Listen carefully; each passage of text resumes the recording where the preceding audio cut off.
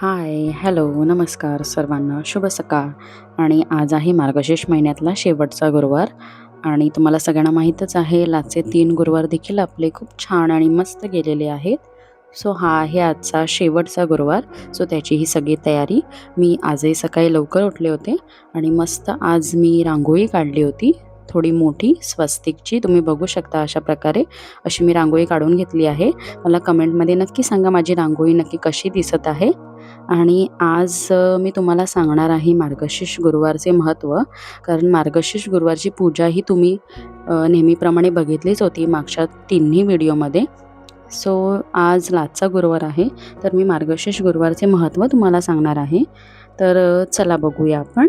मार्गशीर्ष गुरुवारचे व्रत हे धन, समृद्धी आणि सौभाग्यासाठी महत्त्वाचे मानले जाते. ज्यात मार्गशीर्ष महिन्यातील प्रत्येक गुरुवारी देवी महालक्ष्मी आणि भगवान विष्णूंची पूजा केली जाते. या व्रतामुळे आपल्या कुटुंबात सुख समृद्धी येते.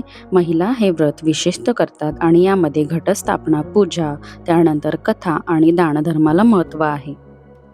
जो कोणी महालक्ष्मी व्रत श्रद्धेने आणि मनोभावे करेल त्यांना श्री महालक्ष्मी आशीर्वाद देईल आणि तिची कृपा होईल. पण श्रीमंती आल्यावर सुद्धा माणसाने ओतू नये. नित्यनेमाने श्री महालक्ष्मी व्रत नेहमी करत राहावे. देवीचे मनन चिंतन करावे, म्हणजे देवी सदैव तुमच्या पाठीशी उभी राहील, तुमची कामना नेहमी पूर्ण करेल असे मानले जाते. आंब्याच्या डहाळ्या, चौरंगावर मांडलेला पाण्याने भरलेला कलश आणि महालक्ष्मीचे रूप म्हणून तिची स्थापना केलेली मूर्ती, सजवून केलेली आरास या व्रताचं महात्म्य वर्णन करत असताना लक्ष्मीचा केला जाणारा स्तुतिपाठ, आरती, नैवेद्य असे रूप या काळात घराघरांमध्ये पाहायला मिळते. धनधान्य आणि लक्ष्मीची नेहमीच भरभराट राहावी यासाठी ही पूजा केली जाते. लक्ष्मीला गोडाधोडाचा नैवेद्य दाखवला जातो.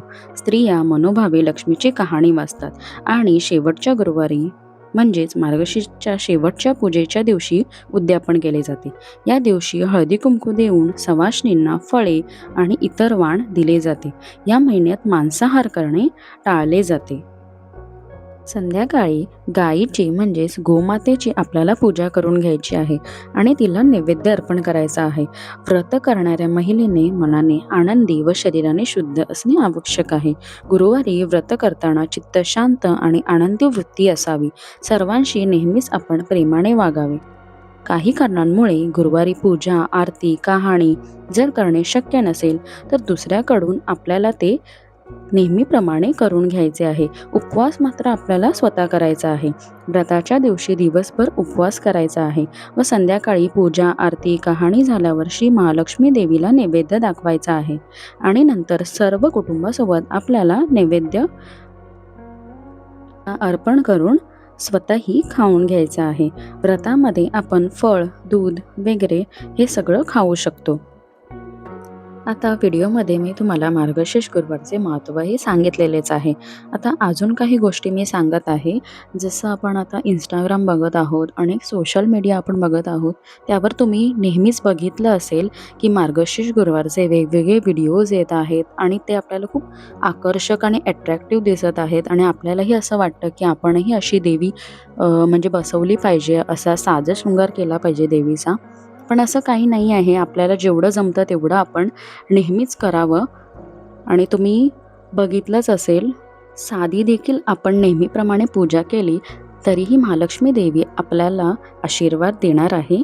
तुम्ही व्हिडिओमध्ये बघू शकता माझी पूजा आज शेवटच्या गुरुवारची संपन्न झालेली आहे. तुम्हाला व्हिडिओ आवडला असेल तर लाईक, शेअर आणि सबस्क्राईब करायला विसरू नका. आणि आजचा हा देवीचा लुक तुम्ही बघू शकता. देवी अंबाबाईचा लुक मी केलेला आहे आणि ही अंबाबाईची साडीही तुम्ही बघू शकता किती मस्त दिसत आहे. भेटूया एका नवीन व्हिडिओमध्ये. Bye bye.